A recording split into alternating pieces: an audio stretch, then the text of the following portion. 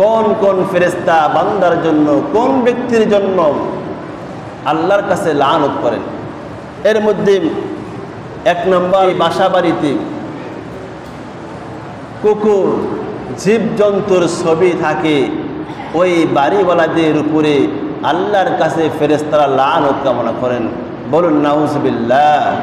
2 নম্বর, ওই নারীর জন্য, যেই নারীকে তার স্বামী রাতের বেলা আহ্বান করেছে আর নারী স্বামীর ডাকে সাড়া না দিয়ে স্বামী বেচারা মনক্ষুণ্ণ হয়ে রাত্রি কাটিয়ে দিয়েছে, আল্লাহর ফেরেশতারা ওই নারীর উপরেও লানত কামনা করে। 3 নম্বর, যেই ব্যক্তি কাউকে অস্ত্র দিয়ে বা কোনোভাবে ভয় ভীতি দেখায়, আল্লাহ রাব্বুল আলামিন তার দরবারে ফেরেশতারা ওই ব্যক্তির জন্য লানত কামনা করেন। এজন্য অনেক সময় বর্তমান সোশ্যাল মিডিয়ার যুগে যে সমস্ত যুবক ভাইয়েরা ফানি ভিডিও তৈরি করে, মানুষকে আতঙ্ক করে, ভয় দেখায়, এই ফানি ভিডিও করে মানুষকে ভয় দেখানোওয়ালা ব্যক্তিদের উপরে আল্লাহর ফেরেশতারা লানত কামনা করেন। 4 নম্বর, ওই ব্যক্তির উপরে যেই ব্যক্তিগুলো আল্লাহর হাবিবের প্রিয় সাহাবীদেরকে নিয়ে সমালোচনা করেন, গালমন্দ করেন, সাহাবীদের ব্যাপারে সমালোচনা করে, যারা সমালোচনা করে আল্লাহর আদালতে ফেরেশতারা তাদের জন্য লানত কামনা করেন।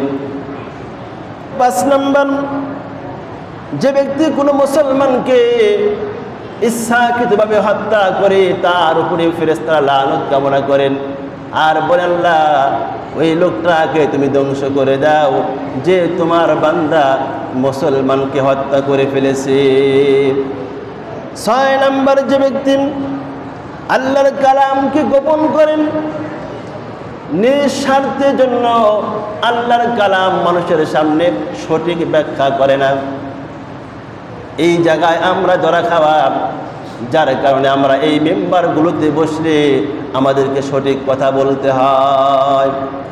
আজ আমি চাকরির ভয়ে, কোনো চক্ষু লজ্জার ভয়ে, কোনো ব্যক্তির হতাশ হওয়ার বা তার ক্ষমতার প্রভাব আমার উপরে ফেলবে, এই ভয় যখন আমি কোনো কথা গোপন করে রাখবো, আমার জন্য আল্লাহর আদালতে ফেরেশতারা লানত বর্ষণা করবেন, নাউজুবিল্লাহ।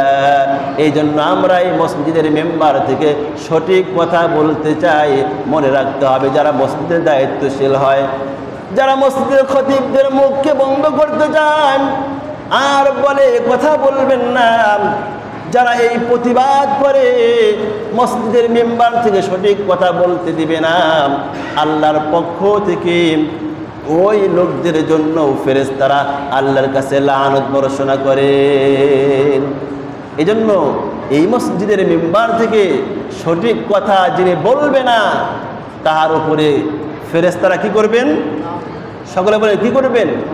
আমি কি চাকরির ভয়ে, কোনো চক্ষু লজ্জার ভয়ে আমি হক গোপন করতে পারবো? কোশ্চিন কালে গোপন করার ক্ষমতা আমার নাই। যদি আমি গোপন করি, আমি চাকরির ভয়ে আপনাদেরকে সুবিধা কথা বলে যাই, তাহলে এই জগতে পার পেলেও কিয়ামতে আল্লাহর আদালতে ফেরেশতাদের লানত নিয়ে আমাকে দাঁড়াইতে হবে। কথা কেন ঠিক কিনা? এজন্য কখনো আমরা গোপন করতে পারবো না। আর যারা আমাদেরকে সতর্কমূলক বলতে চায়, হুজুর এই কথা বলবেন না, ওই কথা বলবেন, যারা এই পরামর্শ দিতে আসে, এরাও ফেরেশতাদের লানতের কাতারে পড়ে যাবে। এরপরে মুসলমান ভাইয়েরা আমার, মান আহদাসা হাদাসান আও মুহদাসান, যে ব্যক্তি কোনো বিদআত তৈরি করবে অথবা কোনো বিদআতকে আশ্রয় দিবে, আল্লাহর কাছে ওই ফেরেশতারা তাদের জন্য লানত কামনা করেন। এর একটা ব্যাখ্যা হলো, কেউ কোনো অঘটন ঘটাইল, কোনো ব্যক্তি অকারেন্স করেছে, ওই লোকটাকে কোনো জায়গায় আশ্রয় দিল, যে অকারেন্স করলো তার উপরে ফেরেশতারা লানত করবে। আর যে ব্যক্তি মায়া দয়া দেখাইয়া যাকে আশ্রয় দিল, তার উপরেও আল্লাহর কাছে ফেরেশতারা লানত কামনা করে। আমাদের সমাজে এমন লোক আছে না নাই? কত দরদি। আমি বলি যে এটা হলো মায়ের চেয়ে যে বেশি আদর সোহাগ দেখায়, সে আসলে মা হতে পারে? অনেকে আছে তাকে মহাব্বত করে অপরাধ করেছে, এখানে আশ্রয় নিয়েছে, আপনি তাকে আশ্রয় দিয়েছেন, অপরাধীকে আশ্রয় দেওয়ার কারণেও আপনি আল্লাহর পক্ষ থেকে ফেরেশতাদের লানতে শামিল হয়েছে। এজন্য আসুন আমরা এগুলো পরিহার করব ইনশাআল্লাহ।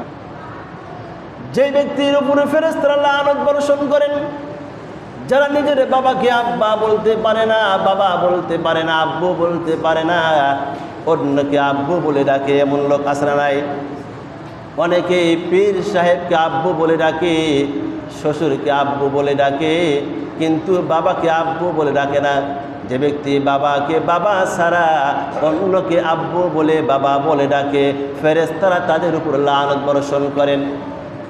মনে রাখতে মুসলমান ভাইয়েরা আমার, দুইটা জিনিস পৃথিবীর সম্পদ দিয়ে কেনা যাবে না, এটা আল্লাহর পদার্থ দান। এই দুই জিনিস পৃথিবীর টাকাওয়ালা হলেই কেনা সম্ভব হবে না। এক নাম্বার হলো মাতৃত্ব, পিতৃত্ব আর মাতৃত্ব। পিতৃত্ব এমন একটা সম্পদ, মাতৃত্ব এমন একটা সম্পদ যা কখনো টাকা দিয়ে কিনা যাবে না।